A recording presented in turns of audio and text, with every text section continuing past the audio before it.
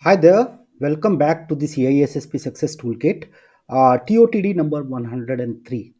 My name is Manoj Sharma and I shape up people for CISSP exam. So let's go ahead and see what is in there for us today. So, as the information security manager in a financial institution, you are conducting an access review of employee privileges. During the review, you discover that a significant number of former employees' account still retain access to critical financial systems and sensitive data. The HR department has been slow in notifying the IT department of employee terminations, causing delay in revoking access. What should be the primary action to address this issue? So take 1 minute or so and pause this particular video, and then I will try to explain the answer. So let's continue. See, these kind of questions are sometimes, asked in CISSP exam. Most often, they are trying to find out your intent on a particular, given scenario. And this particular question is actually taken from the CISSP Objective 5.5, managing the identity provisioning lifecycle. And in this entire provisioning, main thing which you have to, always focus is the access reviews. They are very, very important. So let's see the different options whatever we have. Okay. uh, we'll start with option D, that is the last one. Conduct an emergency audit of the financial system to access potential unauthorized access and mitigate any ongoing risk. See, in this particular question, the what is the problem statement? Problem statement is that formal employees still have access, right? And conducting an emergency audit will give you the same kind of finding, for sure. Definitely, I would say you need to investigate this particular thing, for sure. But conducting an audit, will be a very, very lengthy activity, and it takes time as well. So we'll not go with option number D. Option number C says notify the executive leadership team about the HR IT coordination issue and request additional resources to expedite access review and revocation process. So this looks like one of the viable options, but make sure you are not creating negative environment in there entirely. So even if there is a problem you need to address, why should you be in a very negative sense go ahead and talk about the leadership, about the gap between the two different teams? Instead, you can reach out to them directly as well, right?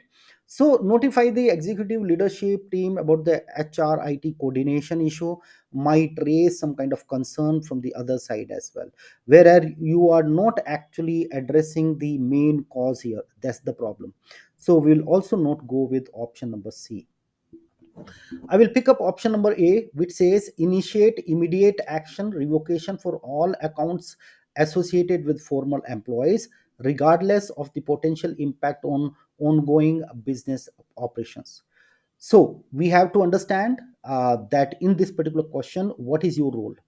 You are conducting a review, right? And if you are conducting a review, you are not into implementation, right? It is something like you can only suggest to them, but you are not somebody who is acting on that.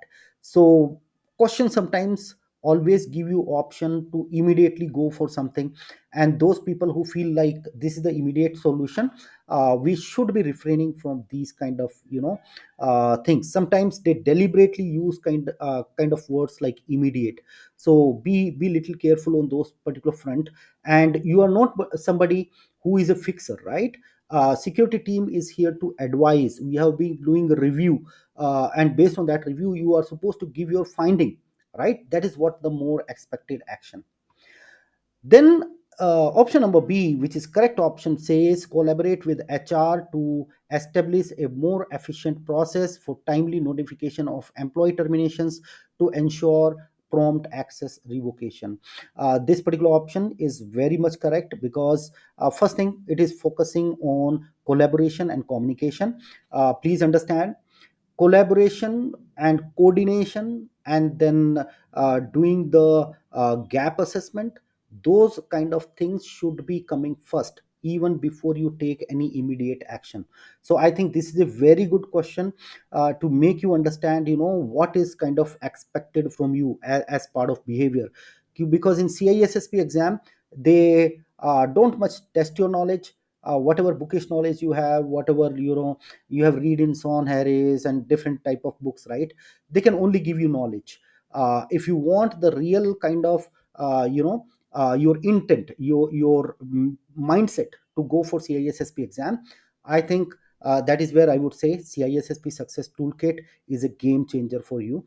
And in this, we conduct weekend sessions where we are practicing a lot of questions, similar kind of questions as well, which will make you kind of very much prepared when you go and fire in your exam as well, or directly.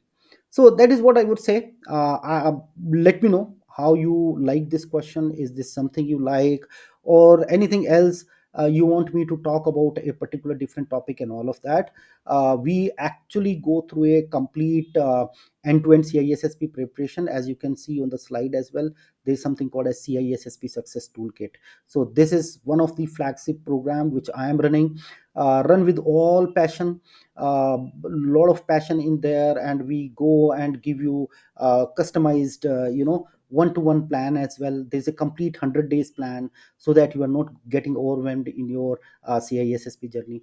So those are the kind of stuff, right? In case you are serious about clearing CISSP, I would say this is the best course for you. So go ahead and visit www.cybernos.com, and I will see you tomorrow.